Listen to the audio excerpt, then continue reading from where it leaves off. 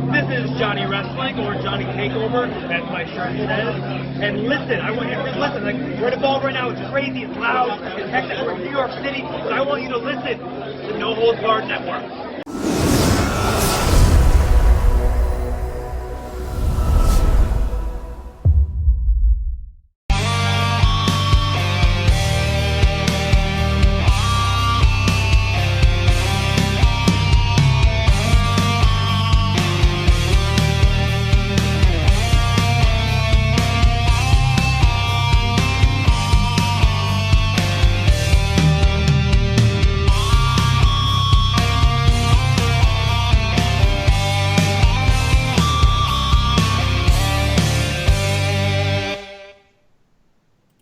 What's going on, ladies and gentlemen? Welcome to episode number 20 of the All Elite Podcast right here on the No Holds Barred Network, your source for all AEW content.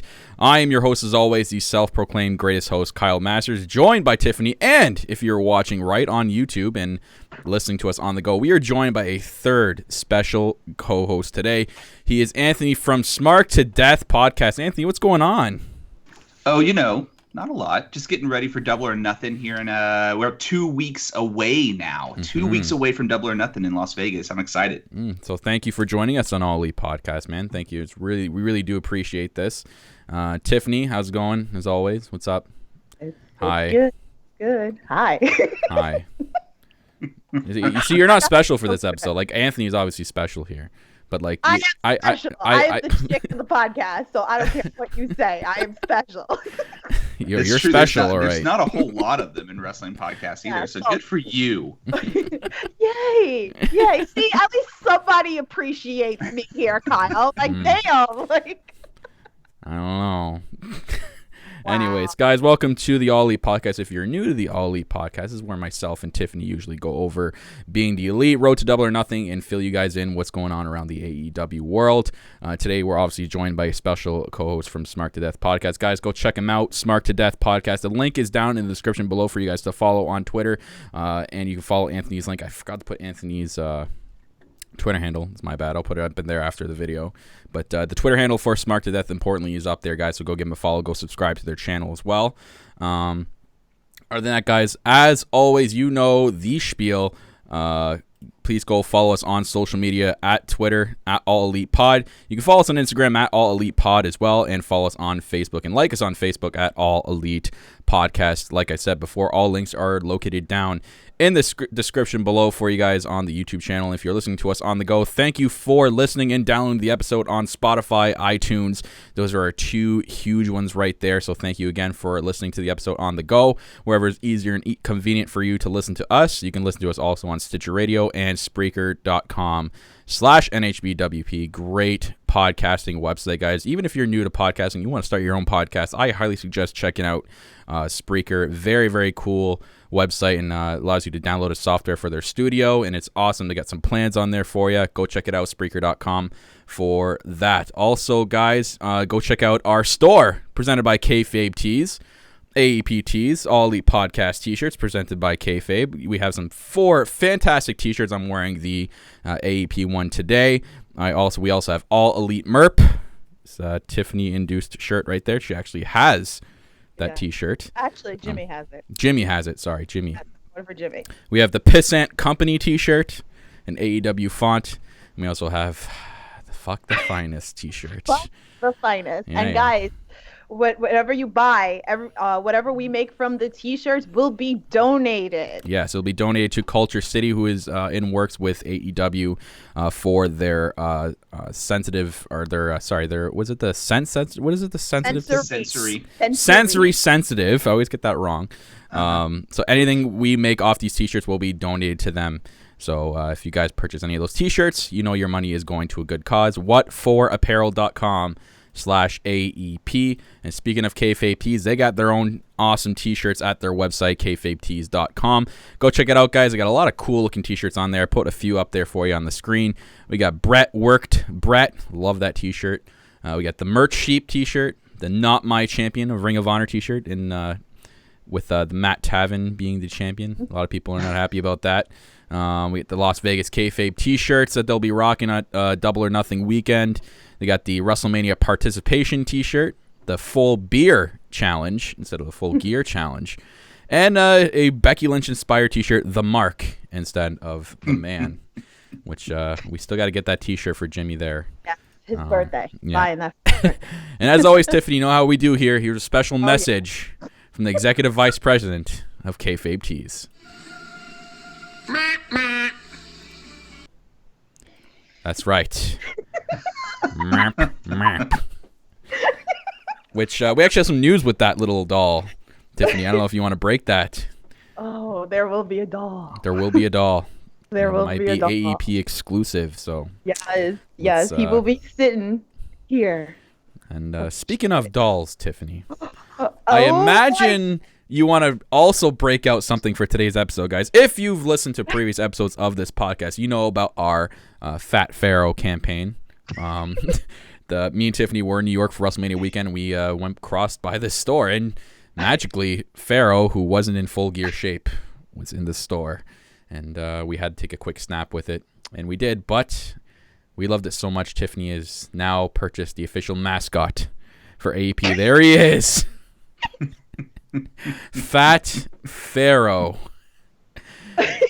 He's my God, look at that thing.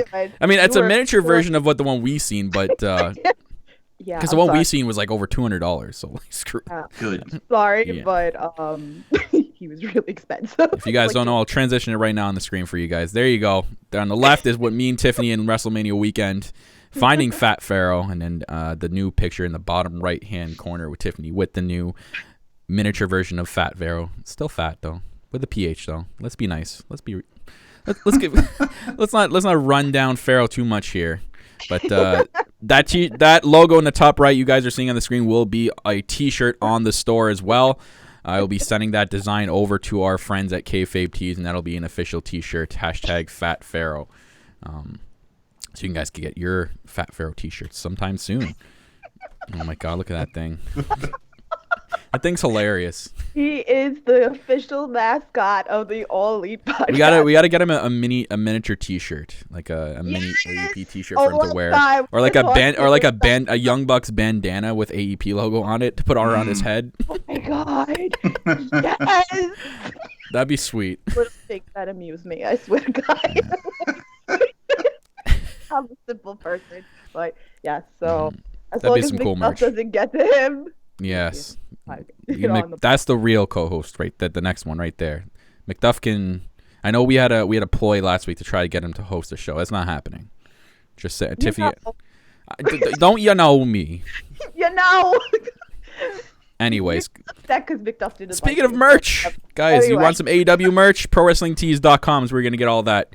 They got a lot of cool AEW merch on there. All the official T-shirts are on there. They got their own plush. You can get an actual Pharaoh doll. In the bottom left there, they got an AEW Nike duffel bag, which is really sweet. They actually got a backpack. I know a lot of people were obsessed with that backpack. I've seen a lot of pictures of that. Michael Nakazawa's T-shirt, Bernard the Bear. Everything is on ProWrestlingTees.com for AEW. So go check it out, guys. ProWrestlingTees.com for AEW. And if you did purchase it, I know Tiff did. The Pro Wrestling Crate, I know they're sold out now. Yeah. They had it's an AEW themed crate this month for Pro Wrestling Crate. So they do a lot of cool things. Not even just this month, but a lot of Pro Wrestling Crates are awesome from what I'm seeing. I haven't actually ordered one myself. I know Tiffany is going to get hers, and then she'll be able to open it on an episode with us sometime soon, whenever it does come in. Did they give you a shipping info yet?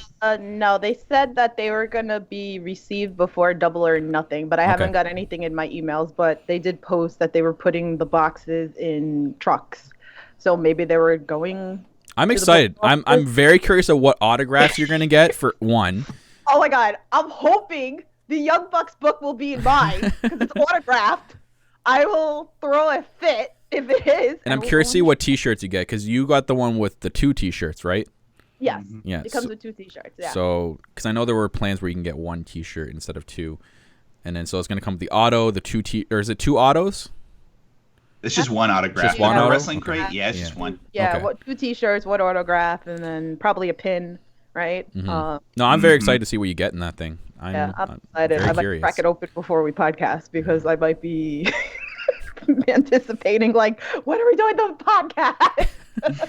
Anyways, So, guys, we got the intro spiel out of the way. Do want to thank again Anthony for joining us, Anthony. So, Anthony, tell us a little bit about yourself, man. Give us a little rundown of, I don't know, give us like just a rundown of what you watch product do you watch? Are you Sure.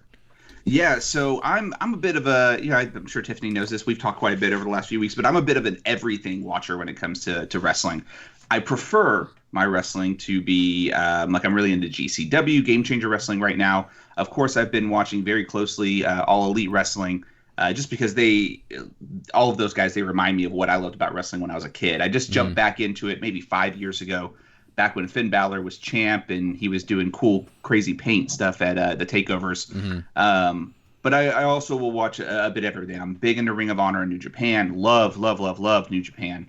I'm a huge fan of it, and that's ultimately where I got into the Elite guys, right, was because of seeing Kenny Omega and the Young Bucks and all of these guys. But I do a podcast called Smark To Death. We mostly focus on WWE most weeks because that is typically the bigger thing, but we will branch out to everything else. We'll be covering a lot of All Elite Wrestling whenever they're finally rolling. But I do some side stuff as well. I also am now contributing to 2 different publications. I write for a website that's devoted to women's wrestling called Bell to Bells. That's BELLTOBELLES.com. So all women's wrestling. I put out 2 op-eds this week. I'm also going to be writing for Vulture Hound and Steel Chair Magazine, which are UK-based publications. So that's my whole thing. All I do is watch wrestling and play saxophone. That's sweet. Play saxophone. That could be a good manager gimmick right there. Play saxophone just come out for someone. Yeah, I'd be like Xavier Woods with absolutely zero rhythm while I dance. Like negative rhythm, actually, is what would happen. Hey, at least you have the charisma. There you go. Well, that'll get you pushed. Maybe. Sure, yeah. Well, depends on what company you're in. Yeah. Oh my God. If you want to grab those brass rings there, Anthony, grab them. Yeah, I could grab them all I want. He ain't pushing me. I'm 5'7". 5'7" and overweight. And you're not blonde with big boobs, so that ain't happening either. Good God. Yeah. My hair blonde. There you go, Tiff. Just dye your hair blonde. You'll be in contact with WWE in a second. You'll have to leave this podcast and. I have a bunty, so let me just dye my hair blonde real quick, okay, guys? I'll be back in a little bit. Oh, who's that? Oh, it's perfect. Is her last name Flair by any chance? Oh, goodness. I won't make too many jabs. It's all good. Jab all you want. I don't get to do it on my own podcast, so jab at them all you would like. Yeah, I would love to sit and keep doing because this network used to do podcasts about the WWE, and I love doing it. I fell out of love. It's hard podcasting about something you don't love anymore. And I just seen what the style of wrestling that New Japan and all these indie companies are doing, and I fell in love with that style of wrestling. And WWE obviously chooses to do a different style. They're more entertainment, and they focus more on that rather than the professional wrestling. And I get it. It's they do what they want to do. They make money. Obviously, I still watch NXT. NXT is like a breath of fresh air to me. I love what they do down at NXT. It's great. It just sucks when I know someone's leaving. I'm like, oh. You see all those like breakdown videos of like backstage and they're like bawling their eyes out and stuff, and I'm like, I bet you half of that is being happy and half of that is like, shit, I don't want to go anywhere. Well, see, I have a built-in cheat code too because my wife watches wrestling, but she only pays attention when I'm watching. Like, she went to All In with me last year, loved that, loves Hangman Page and the Bucks and Kenny. She will watch Impact, she'll watch Ring of Honor, she'll watch New Japan, but when WWE is on, she's like, no, fuck off, I'm out of here. Yep. She'll do NXT, but man, she is not paying close attention most of the time to the WWE products. So I have a cheat code, right? Like, I'm not a mark. Yeah. I just watch what my wife likes. I'm a good opinion is like they have the potential to be so good. They have the pieces in front of them. They just don't. It's like they don't put the puzzle together properly. They're putting this piece with that piece, and it obviously doesn't connect to that piece, but they're trying to make it fit, and it doesn't fit. But that's another story for another time. Other than that, guys, I guess before we kind of transition into the Being the Elite review, I kind of want to just go over what we do before. It's around the AEW world. Tiffany has sent me 2 tweets. I'll put them up on the screen up for you guys. They've been showing up again. I think this is going to be the last couple of weeks that they are showing up at these indie shows. Cody kind of made mention of it in the Being the Elite or Road to Double or Nothing. He visited his an indie show in Georgia, saying that this is the last time he's going to be appearing, saying that they're going to be focusing more on AEW, and they're Double or Nothing is going to be the official start of the AEW train. Like, that's going to be getting the wheels going. So we got 2 tweets here. One was from SoCal Uncensored. I guess the Young Bucks make another bar wrestling appearance after a match, and then they announced that it didn't click that, Tiff. I'm so sorry. I didn't click who they signed to AEW. Who did they announce to sign to AEW in that tweet? Okay, so it's the ref. Okay. I was really busy trying to get all these tweets together. So that's okay. And then we have Brandon Cutler tweeting. Lots of fun stuff shot for this week's Being the Elite. This is a moment I'm grateful I got to be in the ring for. I got to be right next to them and Knox. So basically from the tweet to the left. So basically them signing up there. Is that the ref that was from the video this week in Yes. Being the Elite? Or no, that was Road to Double or Nothing. What was the ref promo? What?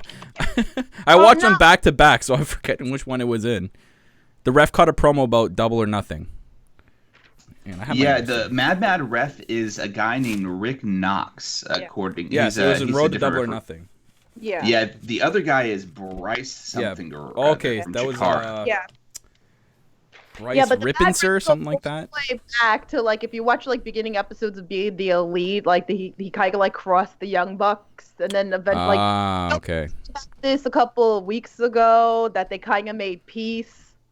This was a few weeks ago, so now they made it like official. Now that he's going to be the ref of AEW. Gotcha. What's this guy's name? Because I know, the main reason they signed him, I'm guessing, is from his amazing display. Not Mad Ref, but the amazing display. I got it written down here. I tried to listen to what he said really closely, but he said it so fast. Bryce Rippenser, I think he said, or Rippenser, something like that. Ramsberg.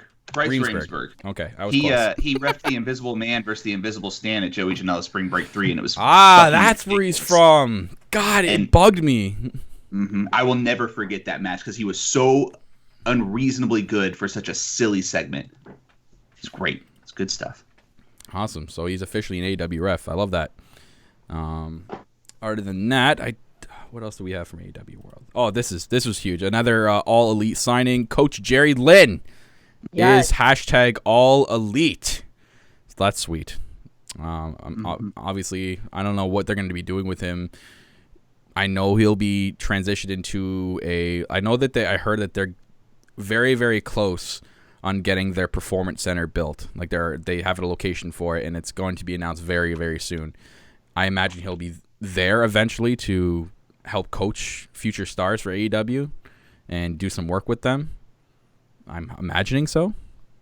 I would think so. Yeah, I think he's a coach. We got a bunch of new talents, so. Well, I know that's what their main focus is going to be. Like they're not trying to raid all these other indie companies of stars and try to make stars of people who are already like half known out there. They want to obviously have their homegrown talent, and that's going to be huge when they get their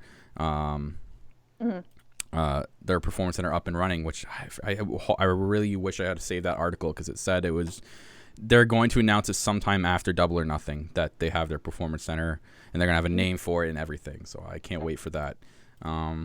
Jerry Lynn's known as one of the best minds in wrestling too. So this is a huge get for those guys. Huge get. That's right. Ad said in the chat, Bryce is the king of American comedy wrestling. Yes, he is. Yeah. So. Other than that, some other news. Kenny Omega actually tweeted this out. Greetings, fellow BTE viewers. Starting next week, we're going to add a new segment to our show, the BTE Mailbag. Tweet hashtag BTE Mailbag with a question to our cast, and we may answer your question on the show. That's awesome. Have fun, be creative, and maybe see your question on the next episode. So we got to think of a creative question, Tiff, to tweet and see if the thing is, Tiff, I don't know if they'd pick ours with our podcast name in it. So we can just do it under our personal ones, and then. But that's not true. That's not true because when we did the Full Gear Challenge. Oh, that's right. They did feature us in there. Yeah. both my personal Twitter and the Oli, and both my tweets got featured on that Full Gear one. That's true. Okay, we'll try it out. We'll give it a shot. We got to think of a really good question. Okay. Think of something good. But if you guys out there who watch Being the Elite, there you go. Get your question. Use the hashtag BTE mailbag, and maybe you'll get answered on the show. I'm excited for that. We got one Instagram post for Hangman Page and his Full Gear update. That's hilarious. So he's obviously changing the weights in one of the machines there, and his big caption: skinnier but bigger. I'm loving this whole gimmick. gotta get skinny but get big at the same time. I love it. So only one little update from him. But speaking of update, Tiff, you got any updates with the Full Gear challenge for yourself there, Tiff? No, I've just been coasting. Really, my ass is back at the gym. Mm-hmm. I'm just coasting. I haven't. I guess I got to change some stuff up or something. But how dare you? What do you mean? How dare you? I got my seltzer. Okay, I've been good. I don't know. I'm a chick, so it's a little harder. That's okay. I've been coasting too. Anthony's been a little beast, though. I'll tell you that. I know that. Anthony, give us a Full Gear update in yourself, man. Yeah, I didn't want to brag about it, but I fucking will. I don't care. I started back around when this happened, and I've lost like 14 pounds so far. Like, wow, 5% body fat. Lifting some weights. That's great. Some heavy shit. Dude, that's huge. Yeah, stronger but bigger. There you go. So that's what skinnier but bigger. That should be your new hashtag. It's pretty cool, this Full Gear challenge, though. It really does. Like, there's a lot of people that are like, it's really helping them stay accountable, to the end here. I think it's awesome. I'm glad they did that. Yeah, I don't know if they really thought this was going to become a huge thing. At this point, they've got to think anything they do could be a huge thing, right? Mm-hmm. It's just insane. But yeah, we met a bunch of people. Even when Kyle was here in New York, we met up with Amy and Andy. That's right. I actually have that picture right here. So Andy and Amy are guys we met on the Full Gear challenge. There you go, the hashtag Full Gear family. We met through that, and they became a fan of our podcast. And I know Amy's and Andy are very avid tweeters out there in the community. So it was awesome meeting them. Very, very nice people. That's us trying to do an attempt at making our Rainmaker poses. The camera caught me right when I was trying to lift my arms, so my arms weren't even fully raised yet. So it does look like you're kind of confused there in the picture I'm looking at on screen. Yeah. What a cool pick, and it's great, and it's really brought like a whole bunch of wrestling fans together, and a lot of positivity with this. It's great. It really is. It's huge. You guys have Ready, Willing, and Disabled in your chat that said their Full Gear challenge is going well and didn't expect to be improving on his reps just by doing stuff at home, which is cool. That's like that's another thing. Like, people are learning ways to like get active and feel better about themselves without feeling like the pressure of like, I have to go to a gym and be a meathead every single day. It's cool. Right. No, it's amazing, and I think because it's so big, it's giving people more motivation to do so, and how like even Hangman Page is.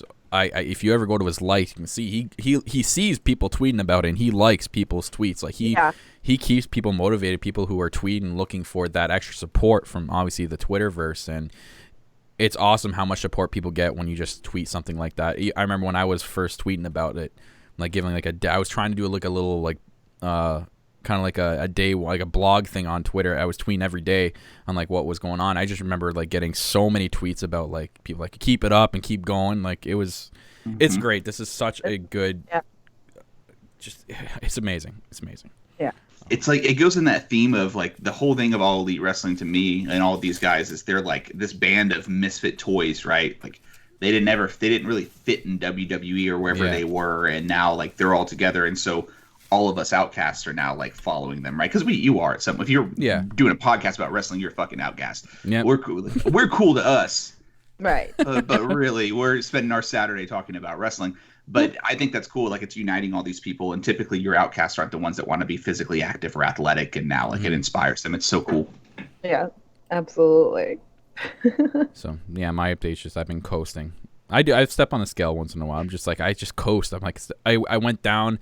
when I was losing weight, I went down 4 or 5 pounds. I think I gained 1 or 2 from New York, from us not really eating that healthy. Out that week with all the stuff we ate. Then I got back and just coasted at that. But I just started my hockey season for the summer, so I know I'm going to be a little bit more active now. So, and I'm trying to go back to the gym. I know my work offers me a free gym. Like, we have our own employee gym. I have to start going over that because it's free, and I might as well take advantage of it. So yeah, you guys out there, keep going. And we're almost at double or nothing. I think we're almost. What do we have? 10. It's 21, so 14 days. Yeah, 14 days till double or nothing. I'm interested to see. I'm so curious about Pac and Hangman Page and what Hangman Page is actually going to look like. I got this weird gut feeling that he's gonna come out not in a fat suit, but he's gotta come out with like a shirt on with the fat suit underneath. Like he's not gonna come out just looking like Adam Page. Something's gonna happen, and I know it's gonna be in his entrance. And then he's gonna like get in the ring and take it off, and he's gonna be like shredded, just as shredded as Pac. And it's gonna be something. I have it's like a spray tan to make him look like he's even extra ripped. Yeah, you gotta. Oh man. That's hot. I actually had a little promo from Pac on Double or Nothing, which we'll get into. But other than that, that's it for the Being the Elite world. And I guess now we'll just transition into Being the Elite review. Episode 150 this week. Wow. Crazy. There's a lot this week. I have almost 2.5 pages worth of stuff that happened in this week's episode. And then we have the announcement, obviously, of now getting the BTE mailbag. It's going to be starting next week, so that's exciting. This week's episode, interesting how it started. Our boy Michael Nakazawa, Tiff. Yes. Making an appearance. Oh, man, that threw me off right in the beginning. I'm like, wait, what's going on here? Why is he half naked and spraying oil all over his body? And then he's like, oh, Matt Jackson, want to help me? And Matt's dreaming, and he like jolts up and wakes up. And Michael Nakazawa. Am I wrong, or is that not a jab at the revival skit? Is that not what that was? 100%. Like, they will not leave that poor tag team alone, man. Anytime they're embarrassed, the Bucks got to get on top of them. They've been making jabs at everything WWE's been doing the last couple of episodes. Like, there's been a couple of previews that they've made subtle jabs at anything WWE, and I know they've been the whole response with Cody responding in his way to what Triple H said about the quote unquote pissant company. In his whole Dustin Rhodes promo, which was sweet. That whole last Road to Double or Nothing video was just a promo from Cody Rhodes. That was so good, good. So I have high hopes now for this match. I didn't at first because obviously I wanted somebody else to face Cody Rhodes, which I think it'll eventually happen. But for now, I got high hopes for this match. This match is going to be really good. I think there's going to be a lot of heart into this match as well, being that it looks like it's going to be Dustin Rhodes' very last match. So that's your match that the casual fans that are going to stumble in, that'll watch the buy and then decide, whatever, I'll pay for the pay-per-view. That's the match that the guys that are WWE guys are going to pay attention to the most. It's not going to be Omega and Jericho. It's going to be Dusty's kids. Yeah, because we already seen that already, like twice. It happened on Jericho's. Like, we kind of had something with that a little bit. The last one-on-one match was Wrestle Kingdom, which was a sweet match. Right. So yeah, I think it goes to show you they won't let it go. Obviously, I know they're gonna. I don't know if they'll ever do another FTR reference at all on Being the Elite. I don't know if that'd be like another cease and desist for doing that. But yeah, they're still making little jabs. Then we moved on to the intro and passed through Cody reading his book, Cody Heart of the Mountain. And he's like showing the book like he's showing the class, like, yes, and it pans over and Penelope Ford sitting there with Pharaoh, and he's like, "I'm not a child, Cody. Like, where's Brandy? I'm going to the pool." And I'm gonna see her next week. I'm excited. Oh yeah, she's gonna be at ICW, so the 18th will be there. All right. So we transition to Joey Ryan at Disneyland. My God. We get like a montage of him going through Disneyland. We got the random fan thing saying like, "Oh, where's that blonde girl you used to be with?" And And he's in the one area where he's asking Mr. Toad. I'm not really sure where. I'm not familiar with Mr. Toad from Disney. I don't know where that was from. But he's asking her. But he's asking him about her, and then he takes a picture with Eeyore. And as he's walking away, there's like a Eeyore voice going, "Nobody ever asked Eeyore where that blonde girl is." I was this. That was. So yeah, I love it. That's interesting too. What do you take of this? That they keep making Joey Ryan doing these skits about Candice LeRae? Obviously, Anthony. What do you think this is? What do you think this is about? Like, I think he's gonna end up having, so like Penelope and Joey Janela are not together anymore, right? They say, or whatever. Yeah. Like they're not really in segments together. Is it crazy to think that Penelope Ford's gonna be his new blonde girl that protects him, and that's where this is gonna go? Because I've been thinking about it. Ooh. They're not getting Candice LeRae. She's locked up in NXT. That's why I mean, like, it was last episode too. Was it not last Being the Elite or the win before that where he was warming up in that ring and there was the little doll of Candice LeRae? Yes. I'm like, how are they allowed to do that? Well, because it's a micro brawler made by Pro Wrestling Tees, not a okay. WWE thing, so they can't get anything from that. But that's where I think that's going personally, is because Joey Ryan's either going to be a coach in NXT or he's going to actually get to wrestle and flip people with his dick. So I'm imagine he's going to be doing penis suplexes at pay-per-views and not NXT, and then when he gets called up, he's a coach. Yeah, for sure. He doesn't coach people to do things there with their penises. But he's I think that Penelope Ford is the way they're going. I think that's where the story is going. I think it'd be great to do that. Okay, that's a good take. I really want to know what someone else's take from this on where this is leading up to. Now they're doing it. He was a Disneyland of all places. Speaking of, Candice LeRae loves Disney. Her and that's Johnny what I Gargano. was thinking. I'm like, oh my god, That's so it's yeah. Disneyland, NXT's in Florida. I'm like, okay. So we transitioned, and speaking of Penelope, she's with Brandy and Britt by the pool, and there's a reason for this. I guess they filmed this at the same time they did the photo shoot and the Double or Nothing video. Penelope goes and leaves to get shots. Brandy's talking to Britt. Britt telling her that she's got her money on Britt for Double or Nothing, thinks that she's going to pull it off. And then Brandy walks away and goes to help Penelope, which it was a really short take, but it leads to what happens later. We had a quick transition over to where Sammy G in Pakistan. I think he's in Pakistan. I mean, there's a bunch of random Pakistani guys there with the flag, and they're all like clapping and applauding him. He's being all happy. And then as soon as he walks away, some random guy. I really hate that guy. Guy, he gets so much hate. And then Matt's watching the footage on the treadmill, like making edits, and he's like, "Oh man, Nick's right. Poor Sammy G." God. That was just really quick. I didn't know what to make of this. I don't know what his. When I saw Sammy Guevara wrestle at WrestleCon, he's a heel. He was playing heel that whole time. So I guess the joke is that he seems likable, but really he's a heel. I'm not. I'll tell you all tomorrow. I'm seeing Sammy Guevara versus Joey Janela at Wrestle Circus in Austin tomorrow. Actually, so Nice. Awesome. So if he works heel, I'll let you know. Okay. So we got a little bit of an inside there. There you go. So we're back at the pool now. They have the pool bar. That house is beautiful, by the way. Yeah. Cody's new house. Oh my God. Just give me the kitchen. That AEW money. Okay. Oh man. Brandy asks if they can, if any of them, if Britt or Penelope can do a shooting star press because she really wants to learn it. Brandy starts chirping Allie. She's like, she can't even do one. How lame is she? And then Britt kind of like, but I like Allie. And then Penelope joins in with Brandy on ripping her apart. The demon bunny. And yeah, the demon bunny little shot there. And then she's like, okay, cheers to the demon bunny. And they grab all their shot glass, and there's literally nothing in it. The bottle of Patron's not even open. And then Britt Baker's like, there's nothing in this. Like, what's going on here? The bottle's not even open. And then Brandy storms away. I'm on a diet. And she just storms away. I'm like, oh man, that's ooh.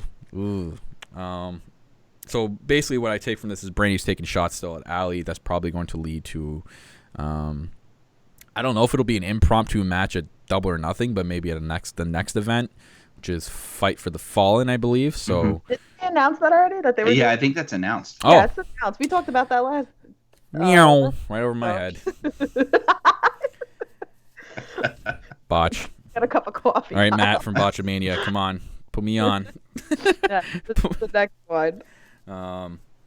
So we moved on to Kenny and Cody watching an old Kenny match.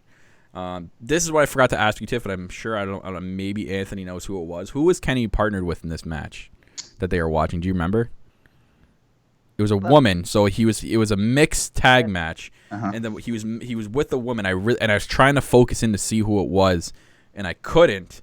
And Kenny was just showing Cody, and then Cody, he's like, "Oh, what do you think, Cody? What do you think?" And she's like, "Yeah, she's good. She's good." And then Kenny's just waiting for him to say it, like, you know, like, well, I'm waiting for you to say it while he's eating the veggie chips, which are really good. Those things are like crack, by the way. I love those things. I think her name is Ryu. Oh, okay. If you guys She's a Joshi. chat, let us know. Mm-hmm. I can actually pull up if I had my Discord handy. I think her name is Ryu. I know she's a Joshi talent. So they tagged together. I'm guessing, if I was guessing where that match was from, based on the green trunks, it was DDT for Kenny. Mm-hmm. So it was very, very early. So Cody saying like, "Yeah, okay, if I'll finally say it, she's elite." So, and maybe. Kenny says he's gonna make the phone call. So that's a new signee that we're probably gonna get. Either I'm gonna assume the next Road to Double or Nothing, or being the elite maybe. So we'll see what happens with that. Then we get a Hangman Page scene. He's running. I guess he was jogging with his boots on. So jogging in quarter gear. 17 miles. Yeah. 17 miles. Can't even do one. But he has a package at the front door. There's a note on it. To Twigman Page. And it's from Pac. Basically saying, I got some help for you if you want to get into full gear. And this is awesome because I love Space Jam. They make a Space Jam plug here. And it's a water bottle and it says Michael's Secret Stuff. If anyone's seen Space Jam, that was when they were. It was the halftime in the back dressing room where Michael wants to motivate and Bugs want to motivate the team. So Bugs writes Michael's Secret Stuff on a water bottle to make him feel all jacked. So he sent him that, and then basically Hangman's just like, nah, it's not going to work. So he starts to walk away, but he turns to screw it, chugs a big slurp out of the water bottle, and then basically hulks out, just rips his shirt off, and then the scene cuts. So I hope we're going to find out what happened after that. And I'm assuming it's going to be like they're going to make like a Hulk kind of thing. Like the next Being the Elite is going to be him waking up somewhere, not knowing what just happened. And he's going to be like half naked and he's going to have done something to something. I don't know. I think that's where that's going. Wouldn't it be fun if what if, I was thinking about this too, because this Michael Secret Stuff made it feel like it was like, they read all the side effects that are dangerous to him. Yeah. I have this feeling, because he didn't look any different than he did when they announced the Full Gear Challenge. I have this gut feeling that they filmed all this stuff early and that he's jacked right now, that he's just absolutely shredded right now, and this is all like pre-filmed stuff that they've done weeks ago. I think Tiffany made mention of that a while ago. Something like that. That would, I think so. That has to be because Yeah, Secret Stuff, he drinks it, and then next time we see him is at Double or Nothing, and he's just a swole motherfucker. That'd be cool. That'd be sweet. Yeah, like someone goes to visit him, and he's like, his house is like a wreck, and he's like, there's just shit everywhere, and he's just nowhere to be found, and they just see his ripped shirt and Michael's Secret Stuff on the ground. That'd be sweet. That'd be cool. So this is where we moved on to who we were trying to figure out earlier. Bryce Rams. Can't say his last name. Bryce Reimsberg. Did I say that right? I think you're close enough. That guy. He basically announces some of the rules for they've went from over the budget to Casino Battle Royal now at Double or Nothing, which is cool. I love the play on words there. Yeah. 21 competitors. There's going to be it's going to be basically a new style Battle Royal to differentiate itself from regular Battle Royals out there. And then the order entry will be announced at a later date. We get more about the Battle Royal in the Road to Double or Nothing, which we'll get into when we start talking about that. But for now, we transitioned into SCU in front of the OWE sign, cutting a promo on their opponents for Double or Nothing, which is Shima, T-Hawk, and Lindemann. hashtag Strong Hearts tag team. They basically just cut a promo on them. I thought it was a pretty sweet promo. The way they ended it off too with the 3 fists and the Scorpio Sky holding the Japanese sword. I was like, okay, what the hell is he doing? Because if you're watching him like while they're cutting the promo, he's like swinging it around and stuff. Doesn't even look like he knows what he's doing with it. But I thought this was cool. So we have their opponents for Double or Nothing. This match is going to be sweet.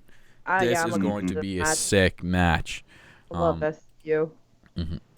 SCU. I love SCU. You gonna order a T-shirt, Tiff? I ordered it. It should be coming this week. Yeah, actually. yeah. You did order the SCU T-shirt. That's right. I remember you telling me. The wrestling team takes a while, so I actually got an email this morning that it was like shipped. So hopefully this week I'll be rocking the blue SCU shirt. Mm-hmm. Oh man, I got to get the In and Out SCU shirt. I have a wear this in the worst town you've ever been in SCU shirt, but I don't have the In and Out style. I need that one. Oh my god, I need to meet them. So, sorry, I did something to OBS. We're good. We moved on to Young Bucks at HG Comics in California, and then they said they were driving by and they saw a ring set up and thought they would just stop by and see if they can get back into ring shape and dust off the old rust. I love seeing them, like, participating in stuff and watching them work out, and it's really... I loved last week's episode where they were the way they were training and doing the whole luchador stuff. That was pretty cool. And then I said it last week. My favorite part was when he super kicked the freaking weight ball. Oh yeah, Matt Nick threw Matt the weight ball and he super kicked it, and it literally just dropped down. It didn't even go anywhere. It just dropped down. I'm like, man, that probably would hurt. That would hurt. Those training montages are making me feel real lazy. Like, even though I'm not, like, I go to the gym like 5 days a week, and I'm still like, God, I'm a lazy bastard. Yeah, Young Bucks, you're not helping the cause here. But they're using a dummy or a guinea pig. They call it. His name was like HFS. I think they refer to him as. I know they said his name, but I didn't catch it. Anyways, we got a montage of them warming up, seeing what they do as warm up in the ring. And they start getting into ring action with the two guys there. I don't know if the other guy actually has a name because they didn't mention it in the episode. I don't know. I haven't seen him anywhere before. The bald guy, and he makes an appearance in the end of the episode. I'm like, who is this guy? Are they signing this guy? Who is this guy? Wait, Brandon Cutler? Is that who it is? Is that who you're talking about at the end when he was holding the video camera? Yeah, and then that's Brandon Cutler. Brandon Cutler. Yeah. Okay. Yeah. So he was used with the guinea pig to train them in the tag while they were training in the tag team. Yeah. Brandon Cutler's like a lot in the Being the Elite episodes, and he wrestles a lot in bar wrestling. Am I right? I still have to binge. I still have to see Tiffany's binged. Yeah, I did. It took me like a week, but I binged all the episodes. But yeah, he's in bar wrestling, and he's in a lot of the Being the Elite episodes. He's their camera guy. Yeah. Oh, he's the official camera. Yeah. Okay. Yeah, he's almost always operating the camera for them. Yeah. He's like one of their childhood friends. So at a moment he was in selfie mode, and then he turns away, and I guess they pulled off this sick move, and he's seen it, but he said, "Oh, I was in selfie mode, guys. Sorry, I didn't see that. That was awesome. Like, you guys are gonna use that?" And they're like, "Yeah, if we get the opportunity, we'll use it." So they did something that they haven't done before, which is really cool, and they love doing it. So I'm interested to see what happens. And there's the one scene which I thought it was a pretty cool move. It wasn't anything big. It was they did like a gut buster, and then he flips them, and then that's when Matt ran in and did the neck breaker on top of the knee. I thought that was a really cool tag team move. So just go to show you, I don't know a lot of people out there chirp the Young Bucks saying like all they do is super kick. They're not a good tag team. Like they're just people just make fun of them all the time. I know a lot of people who just who don't pay attention to the indies. The ones that are calling us indie marks. And just rip on the Young Bucks saying they can never lace up so-and-so's shoes. And these guys have come from a long way from where they were to now. And I don't think people give them as much credit as I think they should. Even so, Nick Jackson's been a really good wrestler. Like Matt's come a long way. Nick's been this good for a long time. Nick's real I think good. I've seen someone say that before. So I'm curious to see what this new move is. Yeah, it's like a finisher, right? They said it was their new finisher. Yeah. Yeah, so I'm really excited. Oh, you mean we're not going to see the Meltzer driver anymore? I'm sure you'll still... Yeah. Maybe that'll be their signature move. Oh, that'd be a hell of a signature move. Yeah. And then match. And then we end off with the footage of Jericho and Omega at an indie show showing up. And I love Jericho's new look. I love the leather jacket with the spiked shoulders, the top hat, like the fedora. This look Jericho is up there as one of my favorites of all time. A close second would probably be, I think. What's this? I can't think of a close second for me. Like out of all his gimmicks that he's done, not really a gimmick, but I loved when he came back and said absolutely nothing, and just look and just generate like try to get a crowd reaction, and he just walked away. I'm a big fan of the last iteration of Jericho in WWE, where he, Dean destroyed the jacket. Oh, and the he list. just came out, trunks and scarf. Yeah. I love the jacket. He actually, I seen Fozzy play twice live, and he had the jacket both times. So when the lights were out, and then all of a sudden you see the jacket, and then that's cool. Fozzy. Yeah, it was pretty awesome. I didn't know he used that for his concerts. Oh yeah, I think it was like mid-set. Yeah, I think it was like halfway point, and it just like lights went out, and then all of a sudden you see the jacket. I think I'd have to go back to like an old Periscope video, but I remember filming it on Periscope. So I gotta look for it. But you're a bigger Jericho fan than I am. I thought I was a big Jericho fan, but I can't do Fozzy, and I certainly wouldn't see him in my life. Not a chance, man. And I met him too. Like they did the meet and greets in the back, and he was so sweet. And I'm such a mark. I brought my encyclopedia, and I'm like, okay, hide over the rest of the bed. I'm like, here, sign my book. All right, Jimmy. Hey, listen, okay, listen. I love you, Jimmy. So actually, that's not what we ended off with. I totally forgot that. We ended up with it was Matt and Nick in the car after their wrestling workout. Both said they felt good out there, and then they're like, "Oh, we got a message from Kenny." So they had Siri read the message throughout the car. Basically, he asked them if they seen him jump Jericho, and says he's out there Fighter Fest scouting on a scouting trip. Says he's hanging out with a famous hip hop artist from the 2000s. And says his name is J, and it cuts off. I didn't catch. I tried to listen closely to see what he said. I don't know if anyone knows who he's talking about, but he said J A, and then it cuts off, and then Mash is instantly pissed about what he's trying to do with this whole Fighter Fest thing.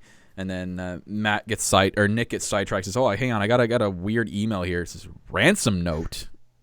What? And it's actually a video.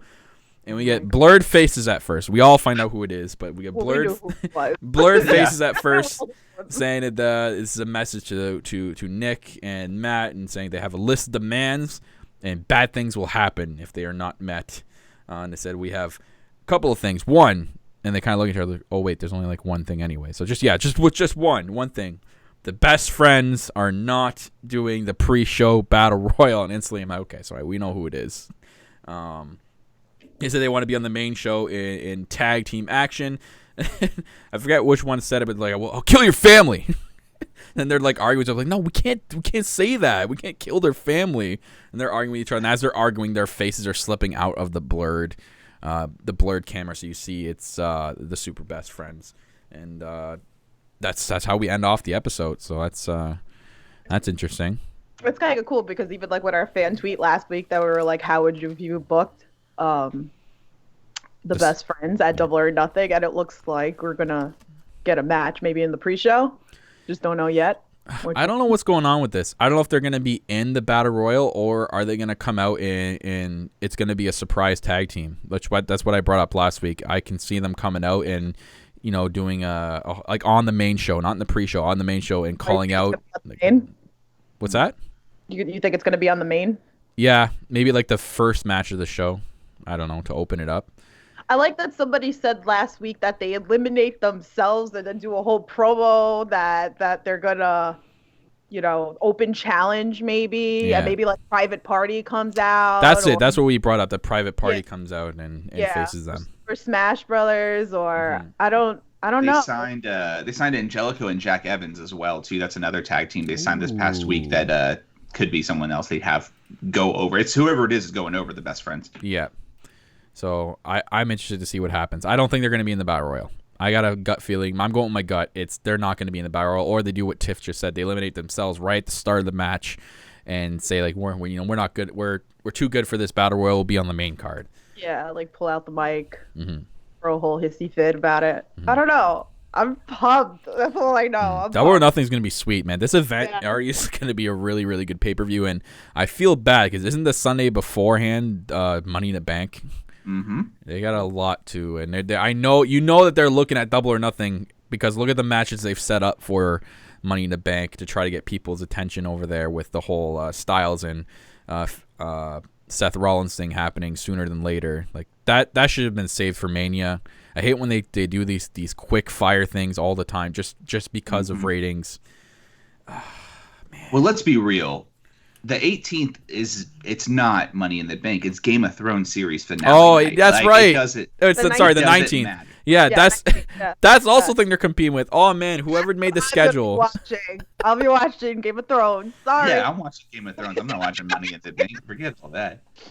I'll read it. If the Game of Thrones were smart, and I mean I know they wouldn't make a jab at WWE, but they would have they would stretch it out. Do like a Game of Thrones episode and have like a panel of all the actors for an hour and a half after the final show and just doing questions and stuff, like doing like a you know what I mean, like a guest show host kind of thing. Yeah.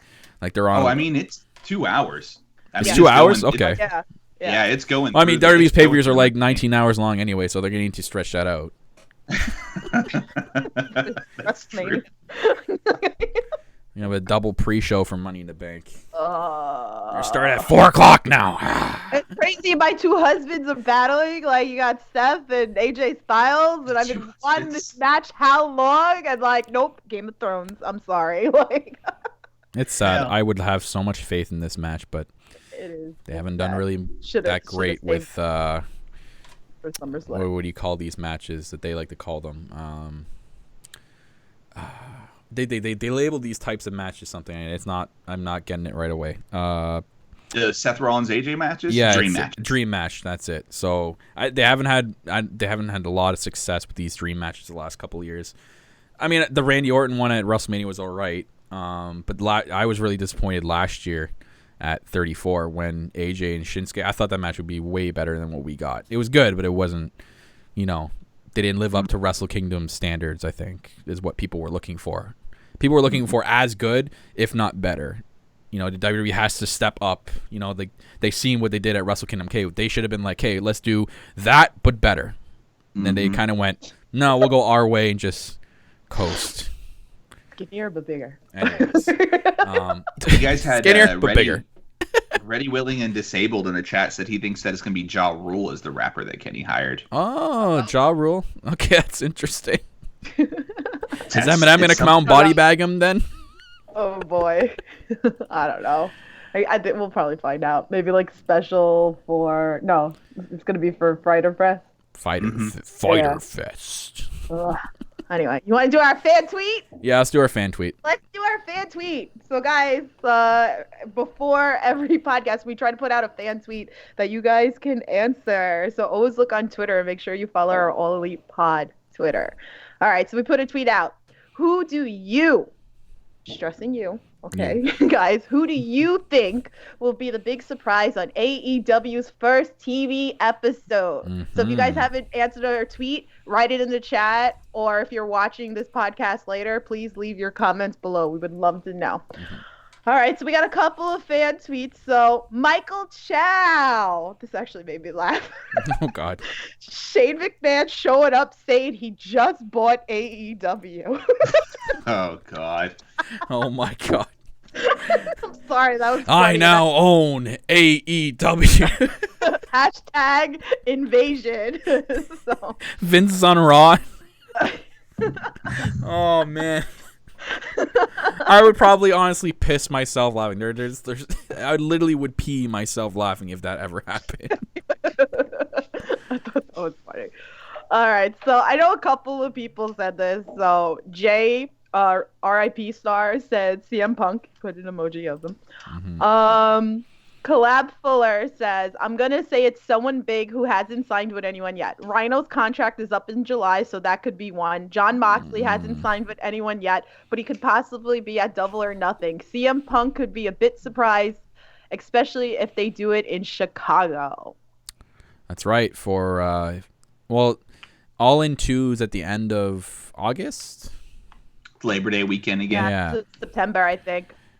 But the TV thing is not starting until October, unless they planned on having the first TV taping in Chicago, which I doubt. I think the first TV taping is probably going to be in Jacksonville. My guess. So I don't know. That's good. It's good, but I don't know who it's going to be. I don't even know if they're going to do that. What if they just don't and they just have like a really good first episode? You know what I mean? Yeah. But I think they want to make a big splash. I think the intent here is going to be that they are going to do something to get people to view that first episode of AEW TV. So I don't know. There's been some, any other interesting responses, Tiff? Let's see. Mostly, like I said, Real Collapse. I don't know. And the Dean Ambrose thing, I don't know. John Moxley. I don't know what's going on with that. Yeah. I know that. As soon as that video came out, there were so many theories behind that and so many things from people saying, look at all these scenes. It has to do with WWE, with the big dog and him being imprisoned in WWE. And I'm like, yes and no. Yes, it could, or no, it's probably just a really good production video because everything about that video screamed John Moxley. So that was my take on it. When I first see him, I'm like, hey, this has nothing to do with WWE. It's just this is a John Moxley type vignette. Like, this is his character.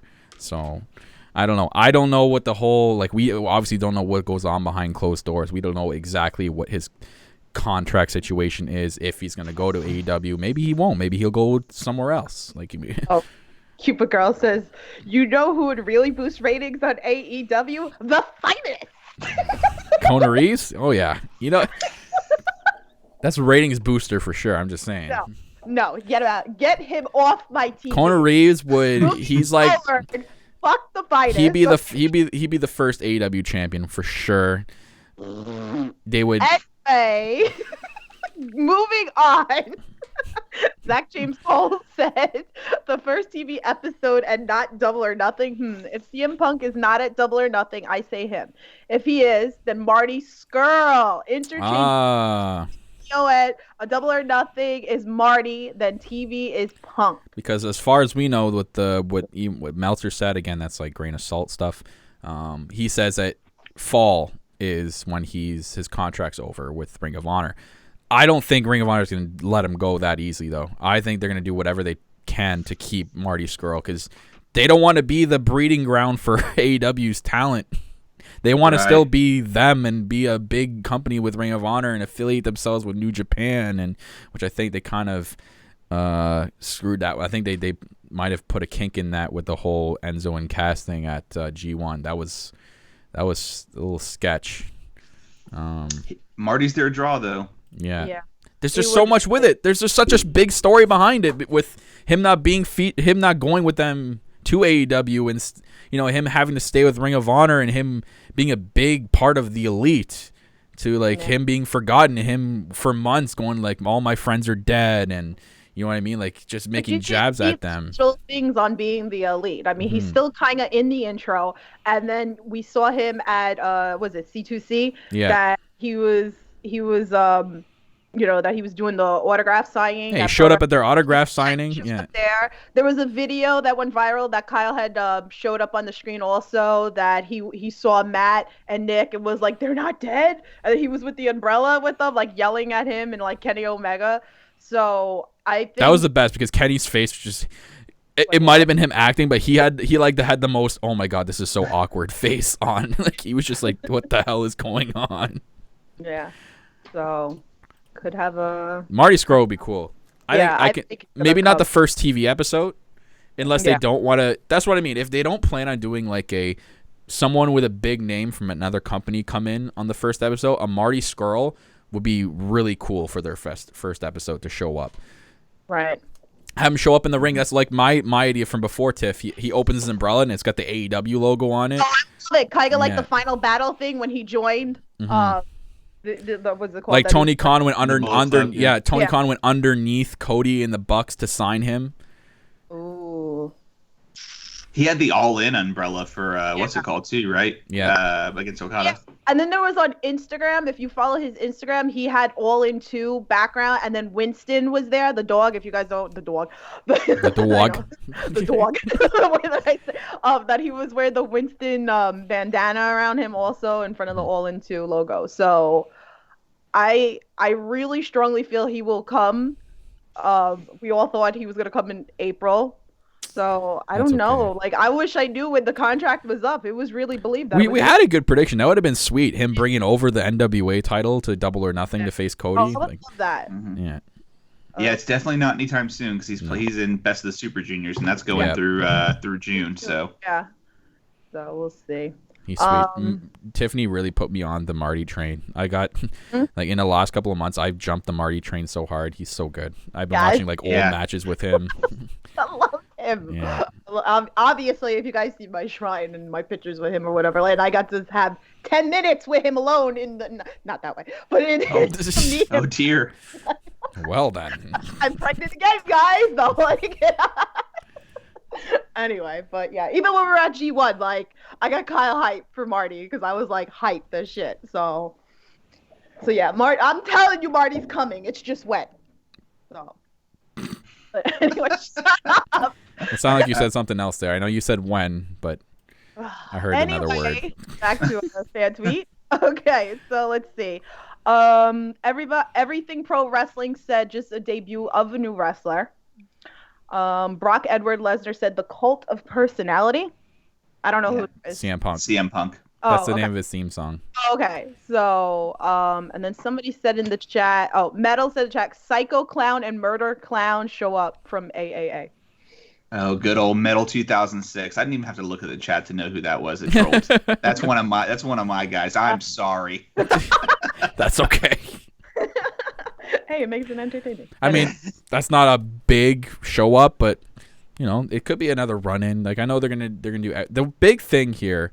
Is I know that they are going to do something for their first episode that's going to spike the rating bar. Because that's why wouldn't you want to do that? If you're AEW and you're like, hey, we're going to have our first episode coming in October, our first TV episode on a big national network, which is it's all but confirmed to be TNT with Turner. You're going to want to make something huge to get people's eyes on there. And it's going to, I'm just really pumped for it because it's going to be the alternative, which they're going to do an alternative style to what we're used to, which I'm really looking forward to seeing what it's going to be. The in-ring product is going to be awesome. I'm curious to see how the creative behind it goes because they're giving a lot more creative freedom to the wrestlers to do that they want with their character, which is huge. And I'm very curious because sometimes you think about it, that could backfire on them because there's a lot of people out there. I'm sure that they take a lot into account when signing someone that they'll go – it'll mess with their head and, they'll have too much freedom. And if they do something bad on national TV, that's a big thing. So it's going to be tough to see what happens with this TV show going forward. I'm excited for it, but I'm also curious, very, very curious of how it's going to work when they say that they're going to be giving all this creative freedom to these people. Right. I really think it's going to end up being CM Punk because it's the perfect timeline, right? You put him in Chicago. And I mean, what's he gonna do? Keep getting beat up in Bellator and wherever else he's fighting now? It's like not like there's he's making money, but he could make more money. No, and he did it for his passion. He did. I know he went for he know the money was good, but he went to the MMA for that's what he wanted to do in his life because he was passionate about it. But how much can you take of something you're passionate about when you obviously want to win, you want to be successful in MMA, but obviously he's had been anything but successful in MMA, and now with the whole thing, the run-in he did for whatever, and that mind boggles me. And I said it in our previous episodes, Anthony. It mind boggles me because he's not the type of guy to do that, especially at a random show. For all his talk and saying he's done with professional wrestling, that's a thing of the past. He doesn't want to have anything to associate himself with it. To show up at a random indie show with like 150, 200 people in a room and do a GTS with a mask on and run away. Why would he do that? Why would he do that? it's random to us, but it's not random to him. Like apparently that's the guy that trained him. Oh, that runs that school. So it's like he did it as a favor just to get some kind of. I mean, but still, he knew it was going to blow up. If he knew people were going to find out. Right. This is not the 1990s where you can do something and there's not that the internet basically. Right. There's no rumor mill. There's no anything. People find out things in like a flash second on the internet now. He knew in the back of his head that people were going to find out. He knows his worth. Yeah. So to me, I looked at it as like he wouldn't do that if he in the back of his head he still wants to wrestle. He wants to give that one last go, and I'm sure he's seen how AEW is looking this successful. Fuck you to WWE. So which I know he hates with a passion. Not only is it a big fuck you, but if he does that September 1st or whatever date All In 2 is, then you have their TV maybe doesn't start till like the middle of the first week of October. That's 30 days of press coverage. Like ESPN is going to jump on that. Every major publication is jumping on CM Punk, and then boom, it's a massive. And then now we're not talking about SmackDown Live on Fox. We're talking about AEW and CM Punk. Yep. And Tony wants him there like huge. Oh, he's gonna pay him too much money. And he wants him there a lot. This goes to a thing I brought up a couple episodes as well. And I know Tiffany knows where I'm going with this. That I think the one thing he sees that AEW is going to do or has rumored to do that really generates his or like gathers his interest is the rumor of an off season for the wrestlers. Mm-hmm. Because CM Punk's been like obviously his body's banged up from MMA and everything he's done to WWE. I think he's seen that they're talking about doing an off season and says, okay, it's like I can go and wrestle for AEW, maybe not be full time like a lot of people, but be there on a part-time Jericho kind of basis and have an off season where I can still go out and do stuff that I enjoy. Like he likes going to Comic-Cons and doing stuff like a normal person would do. I think that's something he sees and goes, okay, if they're going to do an off season, I have an opportunity here to not work like 320 days a year like I used to in the WWE and be overworked and be pissed with myself and, not be able to do stuff I want to do. I think the off season is a really good thing. And I think AEW is going to be doing that. I really, really do think they're going to hop on that train. Again, it's going to be the alternative to WWE and alternative to wrestling companies out there. And that's a big thing. So I think that's probably one of the main things he's seen about AEW, if it's true. On why he would sign with that company. So that's my guess. But yeah, thank you guys for. I don't think there's any other fan tweets, right, Tiff? No, that was it. So thank you everyone to your fan tweets out there. We'll try to get a fan question going every week on the All Elite podcast. So keep an eye out on our Twitter account, All Elite Pod, and we'll pin it up there for you guys to answer, and we'll read your responses on the show. So now we'll transition into Road to Double or Nothing, episode number 15. This has been a sweet documentary series. You putting Fat Pharaoh up? What are you doing? It's not the time for Fat Pharaoh, okay? Hi. I mean, we are talking about Road to Double or Nothing. Cody's in it. Yeah, okay, sure, Fat Pharaoh. Anywho, yeah, Road to Double or Nothing. That thing, the awesome documentary series they have been doing. I love it because it's half serious and half being the elite style. Like half of it's being the elite style where it's it's all gimmicks and promos, and then the other half is actually stuff that they're showing you what they're doing with Double or Nothing and what the company is going to be basically about, obviously with the whole sensory sensitive stuff when they're in the early episodes of this series, which is huge. I love that, and I love that they're doing everything they can for that, which is huge, and it's something that they're the first wrestling company ever to do it, so that's a big thing. So we open up with Chris. This is awesome. We open up with Chris Jericho on Cody's desk, making himself a little comfortable there, kicking his nameplate around, going through his book. Cody walks in and then, basically wanted to talk to him. Like, he goes, I know you've been leaving us messages. I want to be on the same page here. We know how important and how valued you are to our company. And Jericho basically like rubs it back in his face, saying that, before I signed when I signed the contract, that's when AEW became legit. That's when you became legit. That's when Kenny became legit. That's when the Bucks became legit. Is when I signed my name on that dotted line and it is officially part of AEW. And Jericho even points out the Dusty Rhodes photo, saying that one time that Dusty was going to help me, say, I'm going to make you big, kid, and just let me handle it. And I guess he lied to him. And then basically Jericho's pointing to the fact that you're going to be just like your dad. You're lying to me right now. And Jericho basically demanded a company-sponsored thank you. I thought for sure he was going to being the first AEW World Champion here. I thought he was going to be like, after I beat Kenny Omega, Double or Nothing, I thought he was going to say, I want to be the first ever AEW World Champion. He didn't. He says he wants a company-sponsored thank you when he beats Omega. And Cody's like, fine. Thank you. You know what? Like, that's from this whole company. Thank you. He gets pissed and basically says, this wasn't the right place to do it. Now pack your shit and get the fuck out. And Jericho's like, okay, boss. Did you notice Chris Jericho with the bottle of the wine from Cody's wine? Mm-hmm. Oh, is that what that was? Yes, I've had it before. Margaret actually had it at our house. I think we had it New Year's or one of the holidays or something. It was pretty good. But yeah, he was holding his wine. This was great. Mm-hmm. This was such a good promo. I love this. And this has to be leading to Cody versus Jericho. Like this at some point. Yeah. I don't know if it's going to be a fight for the Fallen or if it's going to be Fighter Fest. Maybe I can't really see being at a Fighter Fest, or maybe it's going to be at All In 2. I think they're going to drag this out maybe to All In 2, maybe. Yeah, it won't be at a Fight for the Fallen because he's facing Darby Allin there. That's right. Cody He's facing Darby. Boy, Darby, yes. my boy Darby. Yeah. Maybe All In 2. I'm going to say All In 2. That's what I'm going to guess. Yeah. Then Jericho's leaving the office and he grabs Cody's cane. Like, this was funny. This is great. I always forget. This is bad. Michael. Huh? Michael, right? The Apple guy? Yeah. Michael. He whacks him over the back of the head with that cane. And then he grabs his apple and just takes a hunk out of it. This is priceless. I love Jericho. This was so good. So that whole beginning was awesome. We transitioned to poolside for the photo shoot, which was from the Being the Elite. They shot, I guess it looks like they shot the Being the Elite episode after or before this photo shoot with Brandy, Penelope, and Britt, basically just promoting Double or Nothing, doing a quick photo shoot. I don't know if the pictures are up yet from that, but I'd love to see those pictures. That's for sure. We're floating around. I'll get you.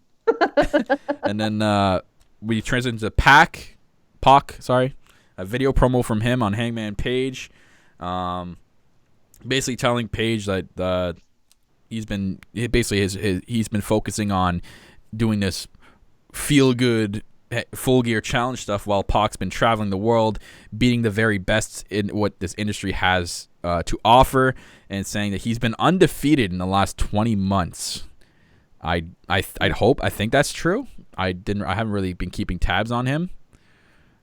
He's tied. He tied once. Oh, he tied once. He tied at a Rev Pro show against Will Ospreay. So he's basically he hasn't been pinned in like the last 20 months. Hasn't been wow. pinned, hasn't lost. So since he was able to start wrestling after his frozen contract from WWE. Yep.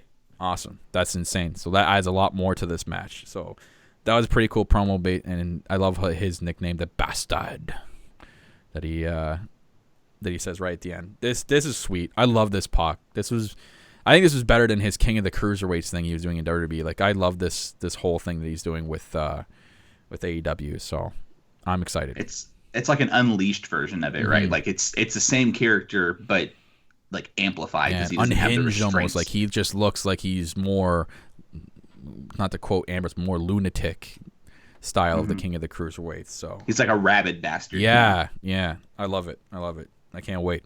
Then we moved on to Cody showing up at Southern Honor Wrestling with Pharaoh for a short bit. Yep, with Pharaoh for a short bit. He carries Pharaoh into the ring, and then Pharaoh like books it for whatever reason. He just jumped out of the ring and ran so fast to the back. He's like, Pharaoh, come back. Real deal. Pharaoh, come back. And but he's in the ring, telling everybody that this is basically his last stop in the indie circuit before AEW starts taking off, and he won't be appearing at any more indie circuits anymore. So this is where I gathered that I think this is going to be the last time. Like, these are going to be the last weeks that we're ever going to see, like, the Young Bucks making appearances at random shows, like bar wrestling and stuff. I don't think we're going to see that much more anymore. They're going to be focusing hard on this company, so that's going to be cool. He announces that a new competitor that wrestled at that night that he was at for the Casino Battle Royal. His name's Dustin Thomas. This is a really feel good. This plays into the feel good stories that they do on this documentary here. Dustin Thomas is a wrestler with 2 amputated legs, and it's just an incredible story about him overcoming that and showing you that, you know, if you have your dreams and you follow them, like it could become a reality eventually. And how he followed his dreams to become a professional wrestler, even though he had two amputated legs, and he was like that since birth, and how much he's worked to that point. And they showed him showing up at it was that spring break event. Yeah. Yes. And that's where they first seen him, and they're like, wow, this is awesome. Like, this guy's sweet. So Cody was there at Southern Honor Wrestling where he wrestled, and asked him out to come on the stage and said he'll be an official entrant into the Casino Battle Royal. So that was pretty cool. I thought this was a really cool feel-good moment. Excited. I love, like, we're getting, like, little dibs of, like, all the wrestlers that are going for this Rumble. And how they're searching the world for these people who have talent but don't get the TV time in the screen time that they should be. So I love that that's one of the main things that AEW is doing. That's what I think is driving a lot of people to tune in and get on board with AEW to do stuff like that, and that's really cool. Yeah, and this dude Dustin Thomas did a 540 splash on Cody Deppen at Spring Break too. That was he's sweet. Insanely good. Yeah, I'm curious about this guy. This is it's different. It's awesome. And I love the story behind it. So this transitions to Cody announcing. So we got the details of this Casino Battle Royal, and I'm just gonna transition on the screen for you guys. We got the poster for it. So there'll be 21 wrestlers in this over the top rope battle royal. Wrestlers will at the event select from a deck of cards, and this is so cool. So whatever suit they draw, you'll be put into that group of 5 guys. So if you draw a heart, you'll be in the group of hearts. So there'll be a bunch of groups of 5. Every 3 minutes, a new wave of 5 men enter the ring. So it's not like regular battle royals where it's one every, you know, like or Royal Rumbles if you want to put it, or one every couple of minutes.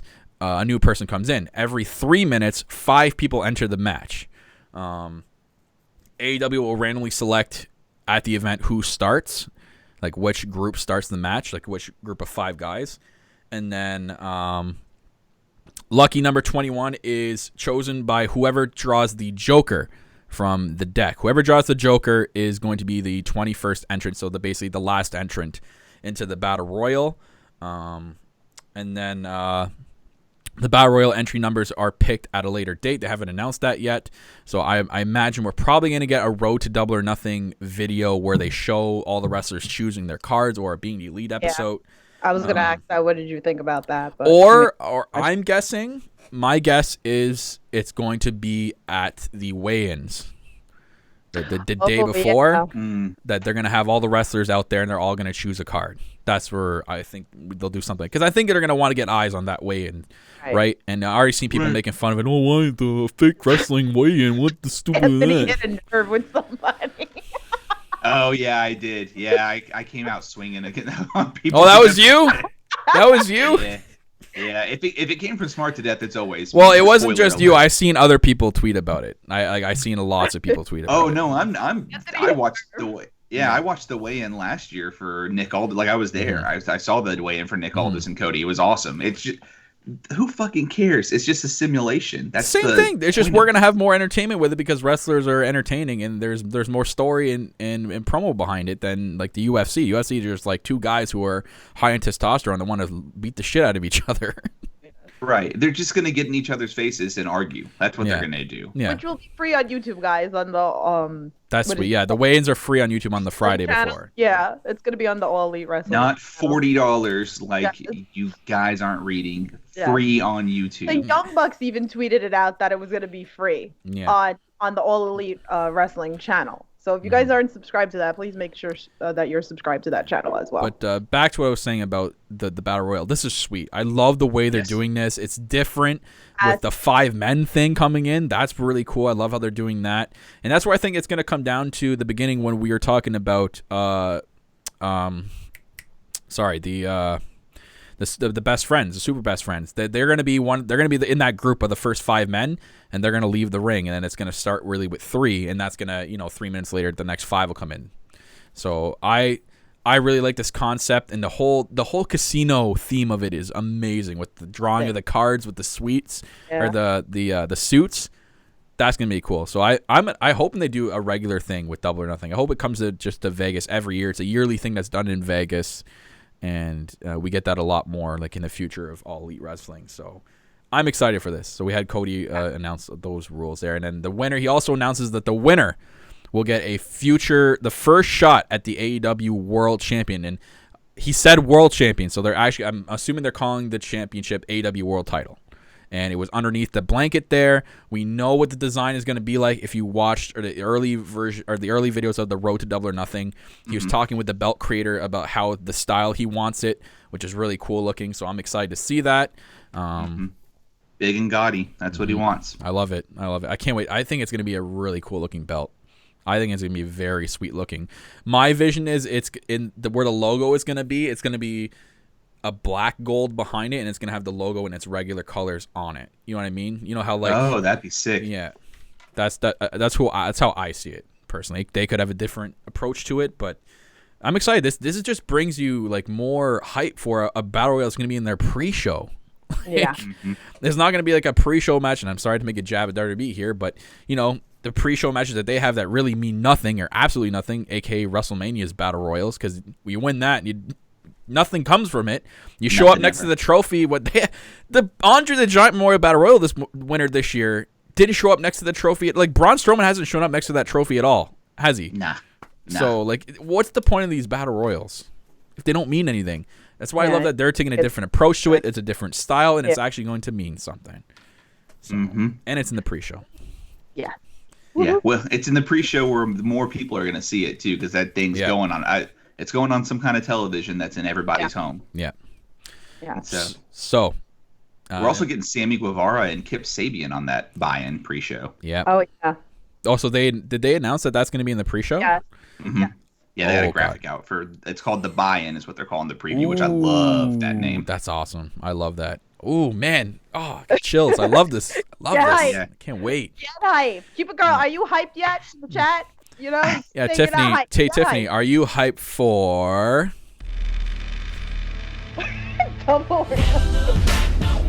Sorry, I had to play it. I have to play at least once an episode, Tiff. I know. I love that song. I love that song. I know you do. You should make it your ringtone. I probably will.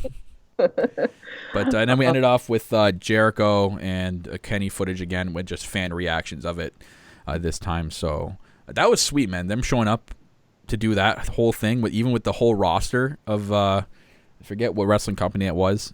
That was pretty cool. I thought that was pretty sweet. And then Kenny ending off the show with his sign-off promo. Man, holy!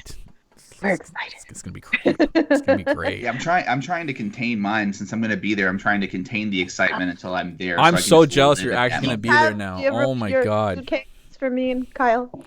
I wish I did, but Kyle, do you have room for me? I'll bring food. Wow. I wish, but I've got we actually got media creds. My wife and I did, so we're gonna be doing some interviews over at Starcast. I'm pretty fucking hyped about that. Oh, it's exciting! It's so exciting. It's gonna be fun. It's gonna be a good time. While we're continuing here, we're gonna jump into it. So this episode's not longer than I wanted it to. That's okay. Tiffany, you're gonna get into the news and rumors like we do at the end of every episode here. Yeah. So I'll start off with the big thing, and that's the big headline for this episode. Will CM Punk join AEW? I don't know. We'll see.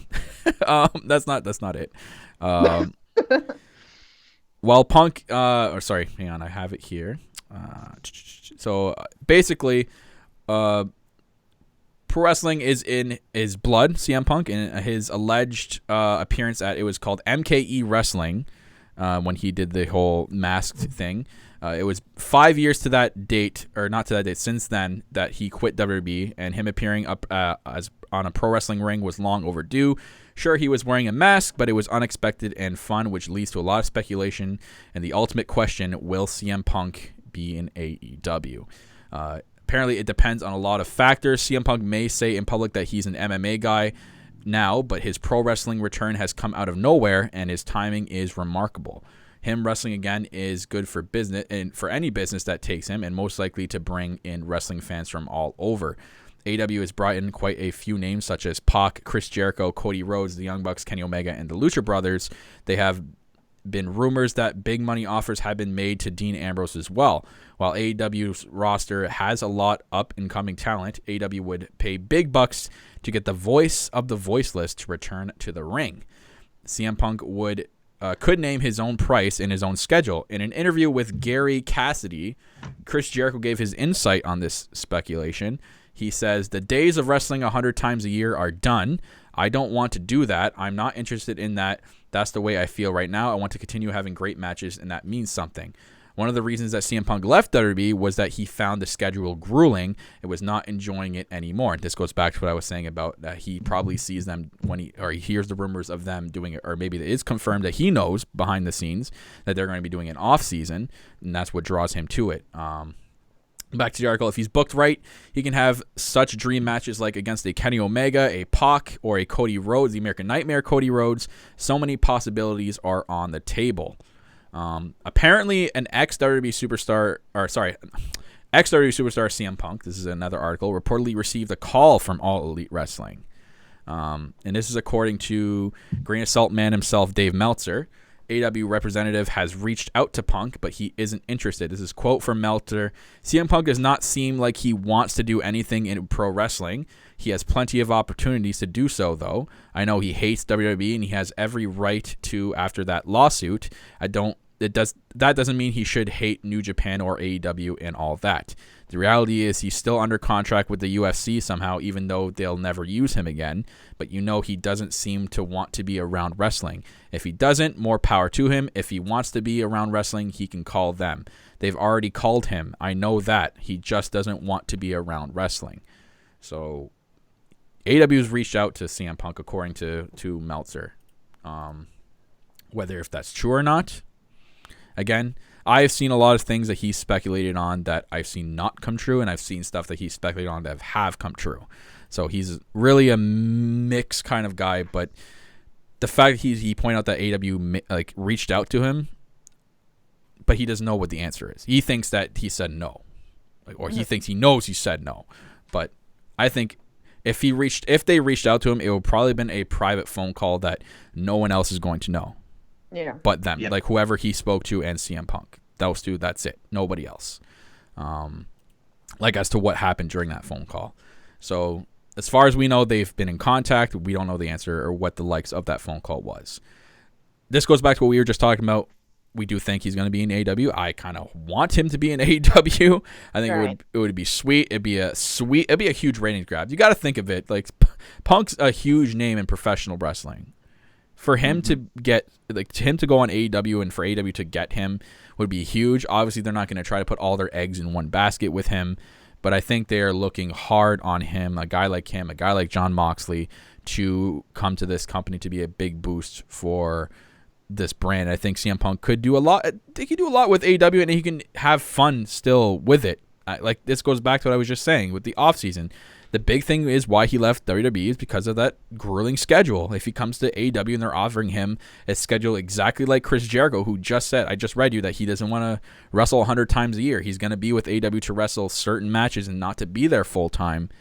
I think he's going to, if he sees the way that's structured, maybe Jericho has has his say in this and trying to get Punk over. It's like, they're giving me this schedule, Punk. You can come and do this exact same schedule. Maybe me and you can have a couple of matches in AEW. So, my guess would be that this is the one thing the Bucks and Kenny aren't going to tell. Like I would, because most of his information, Meltzer's information, is coming straight from them, right? So they're going to feed him what they want him to say. They're not going to tell him the truth on everything. So I almost think that they're telling him there's no chance, so that all of us think there's no chance, and the moment is bigger. Because in 2019, that's how you make bigger moments bigger. Yeah. Mm-hmm. Is by lying to everyone and swerving us. Yeah.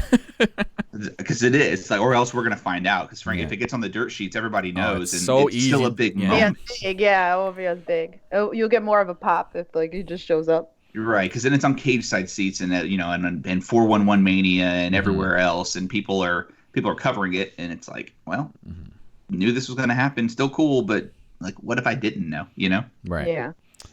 So, will he join AEW? Let's hope so.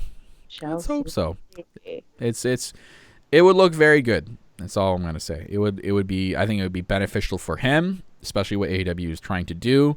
I think he still loves professional wrestling, regardless of what he says to the media, which I think he's just feeding into them. He's just saying he's saying what they don't want to hear. They don't want to hear him say, I love professional wrestling, so they can speculate on a bunch of things. Right. He's just going to say, I'm done with pro wrestling. I'm going to MMA. Just so that there's more and more less focus on CM Punk with the media.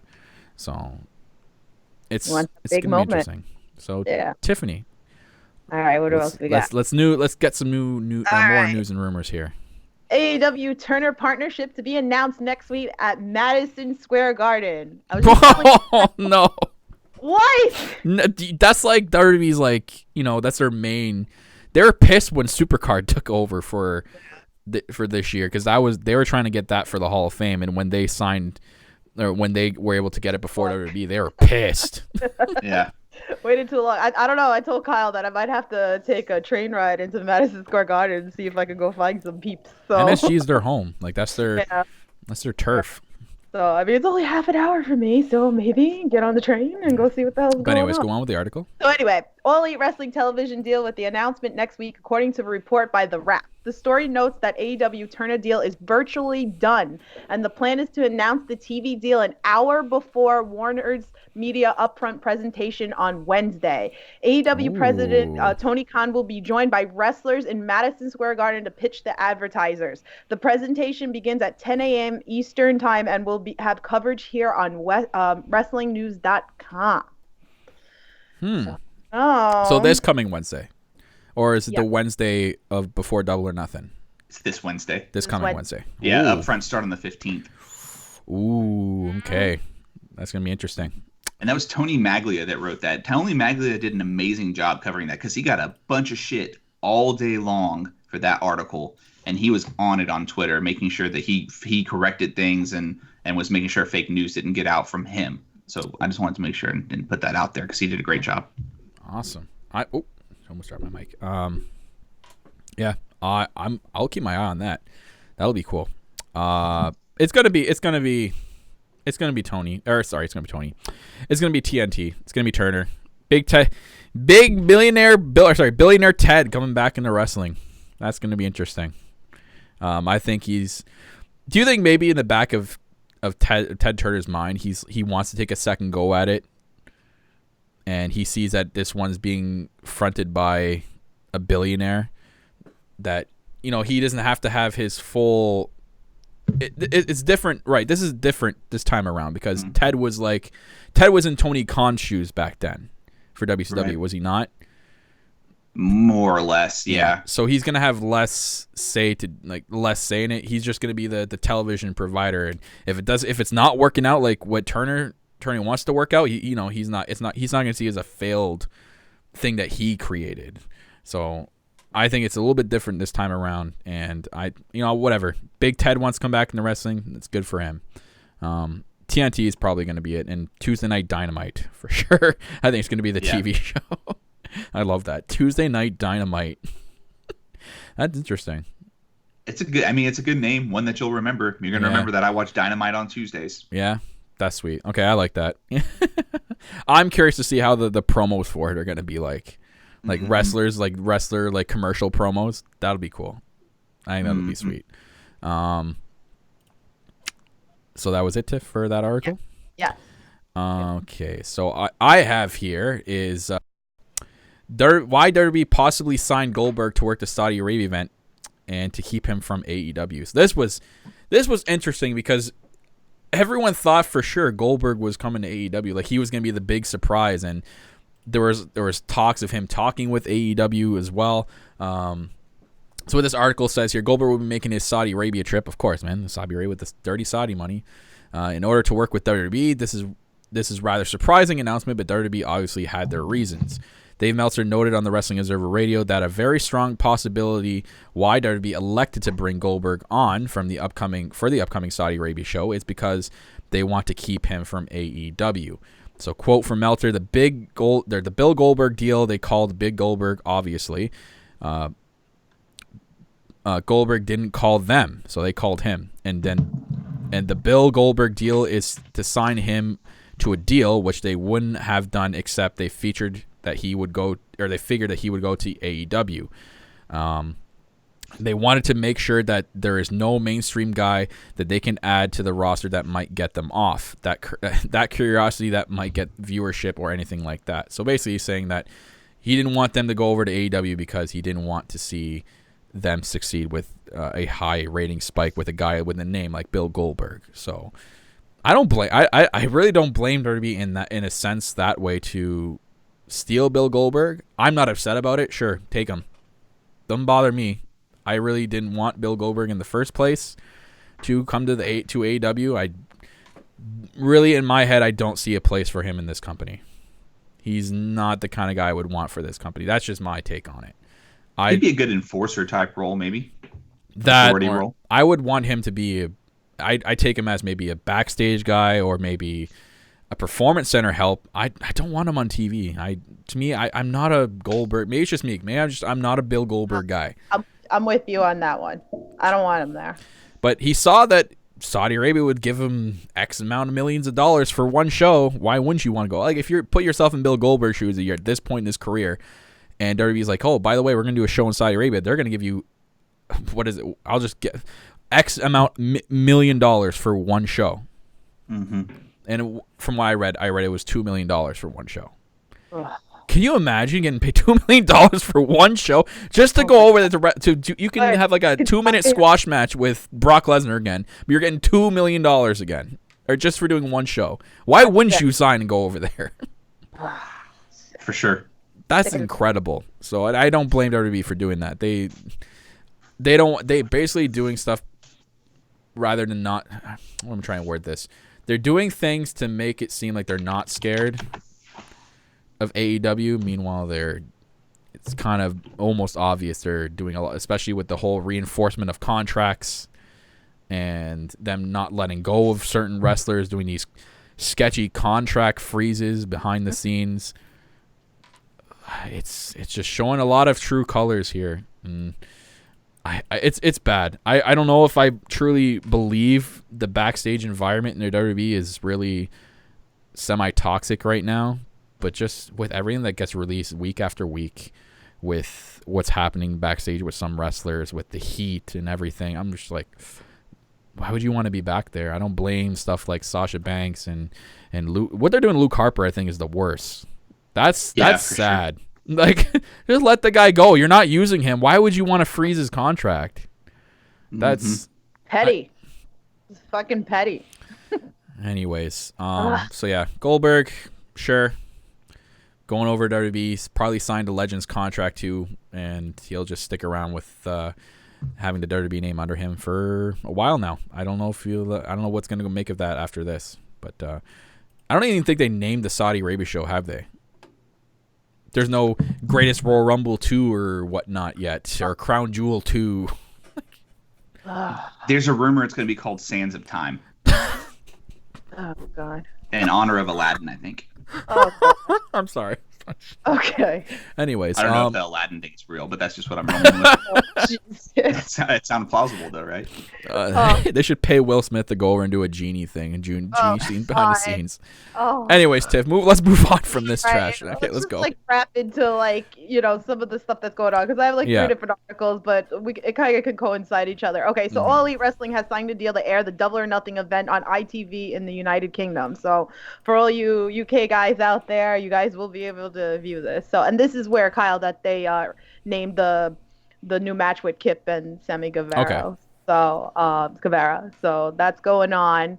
Also, Double or Nothing will be available on pay-per-view television. So, but I know that there wasn't a price listed yet, but I have seen some people show it that it is going to be available for pay-per-view, which also brings me to this. And me and Kyle were talking about this earlier. So AEW Double or Nothing available for free streaming. What do you guys think about this? Like, I don't even know if this is like I don't a think true thing that they're saying that it's going to be available on YouTube, Twitter, and Facebook, and also pay-per-view purchase in the UK. And I think this was misread. I think someone misread it as the weigh-ins and stuff the day before will be free.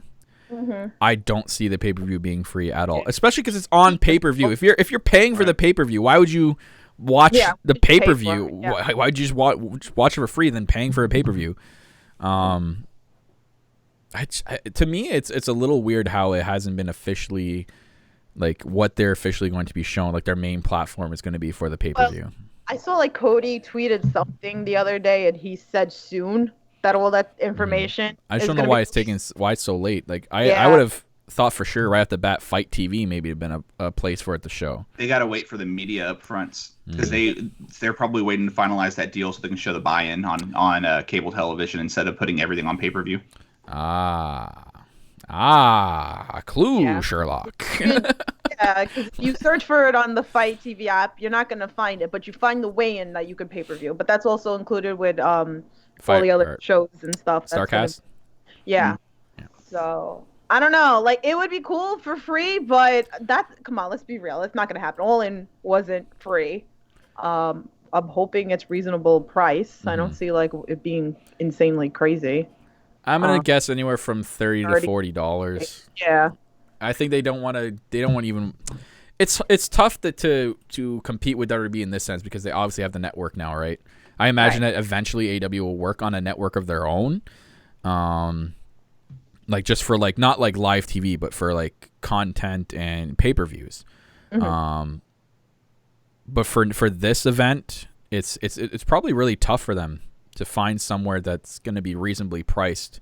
I think eventually it'll be reasonably priced to try to compete because obviously the network's cheap enough that people got to pay like what $10.99 or is it $9.99 or $10.99 a month, and you get every pay-per-view for free.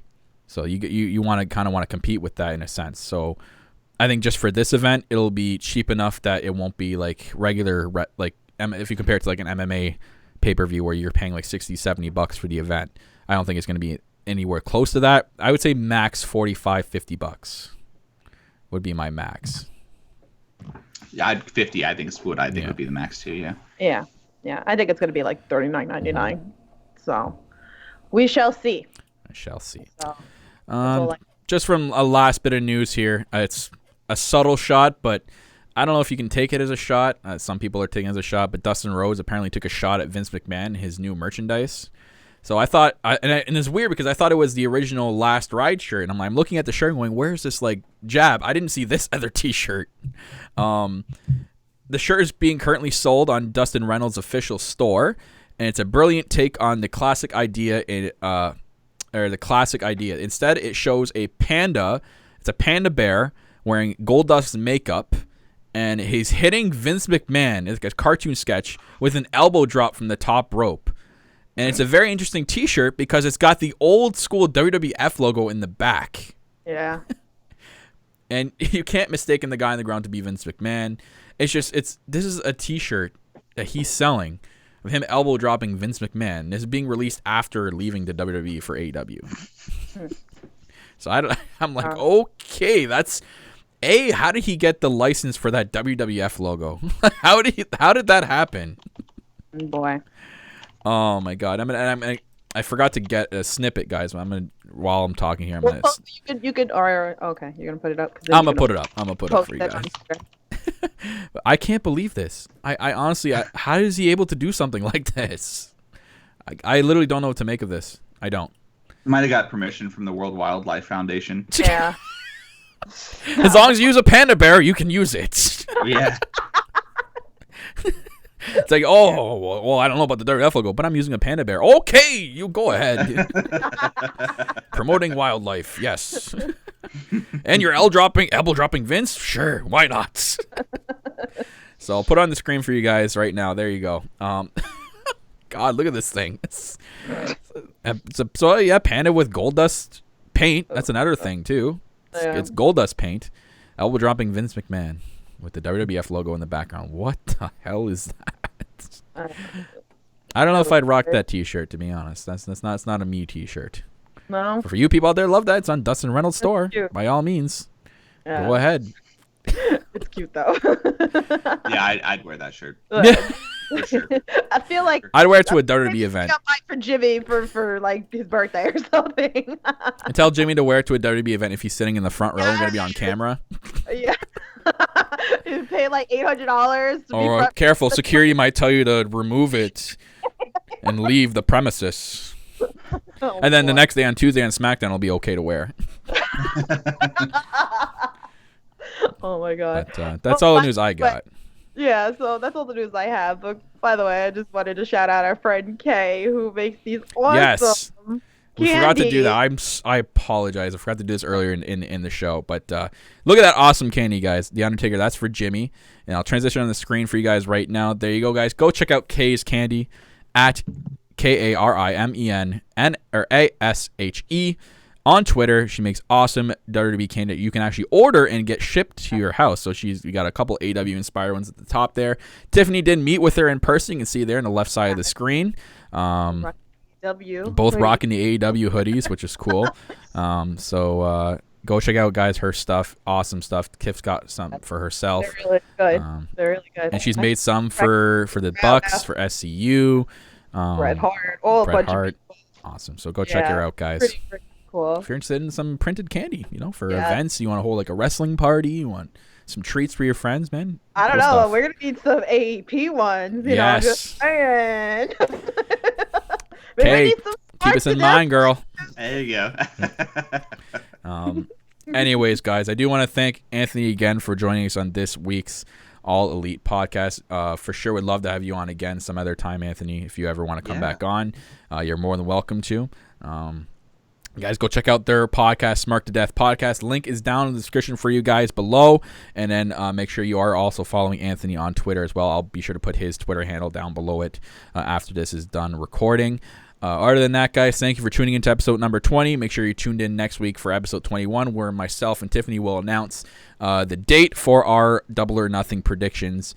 So that will be on next week's episode to get you guys out there for that. It's actually going to be a double episode week during Double or Nothing. We're going to do the predictions and then the review either after Double or Nothing, right after, or the day after, the Sunday. So you'll guys want to follow our social media pages to keep up with that. Other than that, guys, I'm your host as always, and Fat Pharaoh. I'm your host as always, the self-proclaimed greatest host, Kyle Masters, joined by my co-host as always, Tiffany at Loves to Dream 82 on Twitter, and Anthony from Smark To Death Podcast. Guys, take it easy, and we'll see you next week.